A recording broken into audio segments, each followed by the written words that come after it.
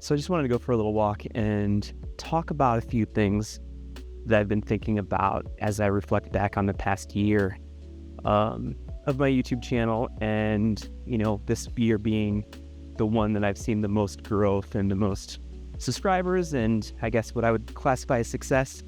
And I wanted to share a few things that were my takeaways from the past year, and I wanted to do it like in nature for some reason. One of the biggest lessons I've learned from this past year is that the more effort I put into a video, the less it seems to perform. And what I mean by that is I really like to edit video. I really like to include special effects and camera tricks and do little visual things that I find kind of fun and interesting.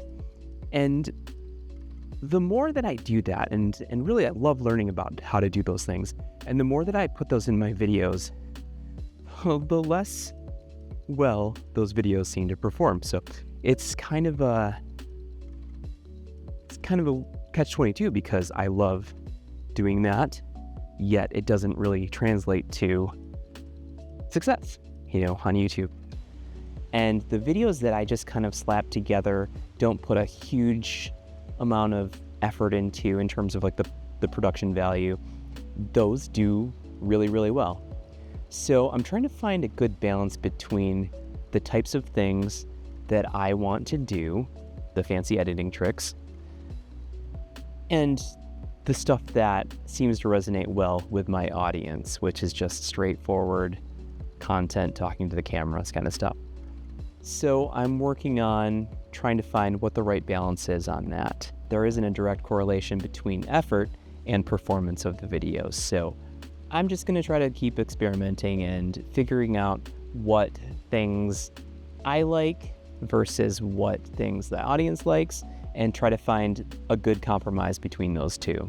Similarly, I have seen a whole influx of older content creators on YouTube who are doing the same kinds of videos, which is, talking to other middle-aged content creators. And their videos are like 15 to 20 minutes, and there's not a lot of editing, there's not a lot of cuts. It's just them sitting and talking about a subject, straight through. And those videos are getting thousands of views, and their channels are growing, very rapidly. And so I feel like people are kind of sick of the Mr. Beast type of videos that are like quick cuts and people yelling into the camera instead of talking to you. And they're like, we're going to put people in a live Shark Tank, and if you don't die, you're going to win $1 million. And those types of videos were very, very successful and made a lot of people a lot of money. I think a lot of people started copying that format, and pretty soon YouTube was all people yelling at the camera and doing crazy kinds of stunt things. And now I think people are gravitating more towards authenticity and real people and stories, and people kind of sharing their experiences and stuff. So I feel like there is something to that. So the expert advice for the past 5-6 years has been keep your videos short and sweet and full of engagement and action, and don't have any boring parts for people of the older generation like us, who grew up watching TV and watching commercials that you can't skip. We're capable of and willing to sit through longer content if it interests us. There is also something to having a consistent filming setup and filming location that you can just go to, not worry about the equipment and the aesthetics of everything, and just focus on your content. For another channel that I had and was working on for a while, I had a really nice desk setup where I was using the DSLR camera hooked up to my computer, the studio mic that was hooked up to my computer.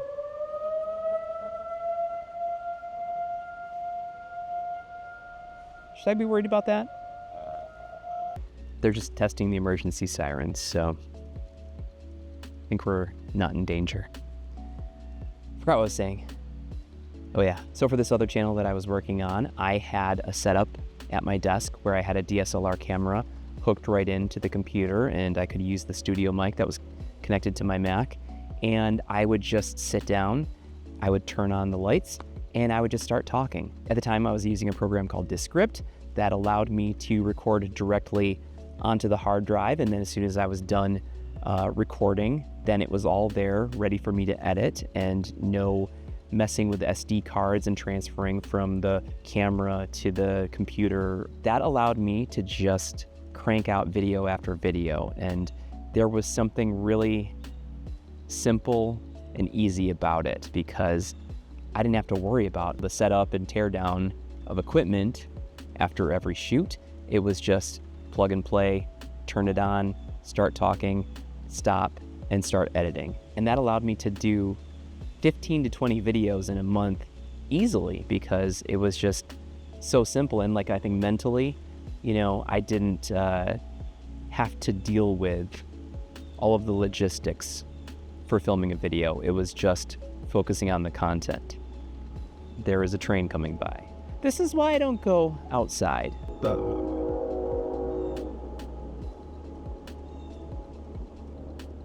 Gosh, I love the indoors.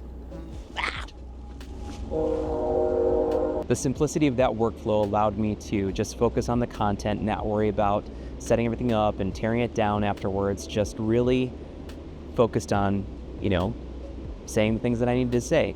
And I really enjoyed that.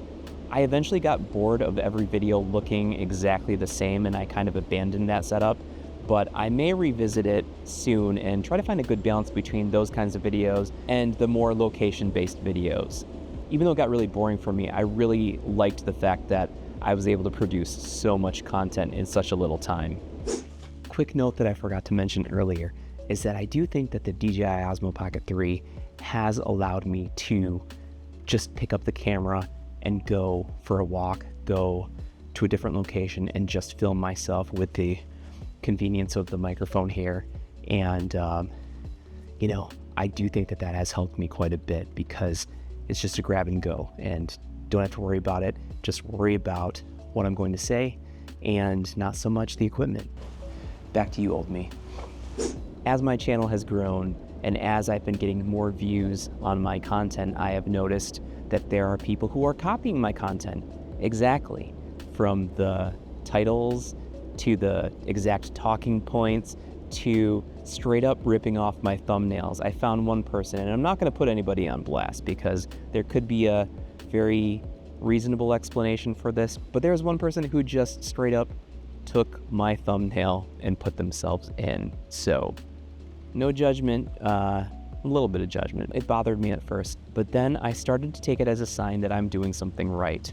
People aren't going to copy something that they don't think is good, right? You're not going to copy crap. And secondly, there aren't a finite number of views on YouTube. If someone watches this other person, it doesn't mean that they're not also going to watch me and my channel and my content.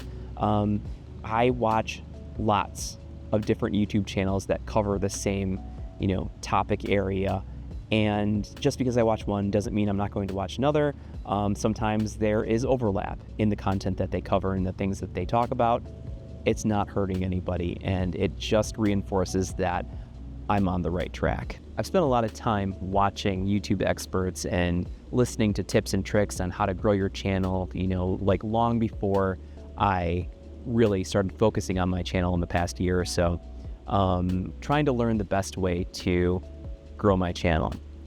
And as I have really tried to incorporate all of the things that they say are best practices for a YouTube channel, some of them work and some of them don't. And what works for me might not work for you, and what works for you may not work for me. I think that there is a lot of trial and error. So I would say don't listen to the YouTube experts. I mean, listen to a little bit. They have some good points and some good things that you could just take as, advice.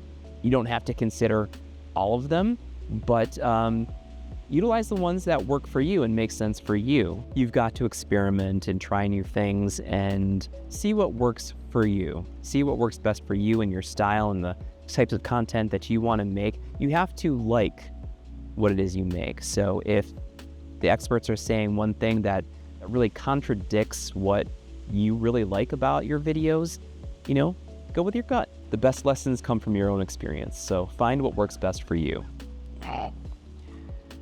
If there's something that you've learned along the way as you've been on YouTube and, kind of figuring out what works for you, I'd love to hear it. Let me know down in the comments. So thank you for watching and enjoy these trees.